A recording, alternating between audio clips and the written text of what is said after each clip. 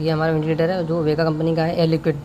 अभी देखो जो हमारे पास पेशेंट करंट में है VCV मोड पे दिया जा रहा है, जिसको ये VT है। VT मतलब टारगेट वॉल्यूम जो हम लोग पेशेंट को देते हैं। ये RR जो रिस्पायरेटरी रेट, इसका मतलब ये होता है कि 1 मिनट में हम कितनी ब्रीथ पेशेंट को दे रहे हैं। तो टारगेट वॉल्यूम ये वेट के अकॉर्डिंग सेट होता है। अगर हमारा पेशेंट 80 kg के अराउंड है तो हम लोग 400 के 420 450 तक दे सकते हैं। ये है पीप का काम एक्चुअली में ये होता है जो लंग्स को एक्सपांड करता है। यहाँ से हम लोग मोड चेंज कर सकते हैं। VCV मोड है, इसको हम जो चाहे मोड यहाँ से चेंज कर सकते हैं, ठीक है।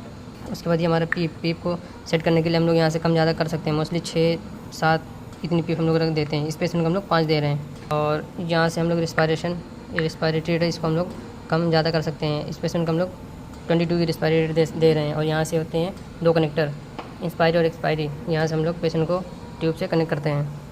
और यहाँ पे पीछे 2 लीड्स होती हैं जो ऑक्सीजन से, ब्लैक वाली जो है मेडिकल एयर के लिए होती है और वाइट वाली जो होती है ऑक्सीजन के लिए होती है।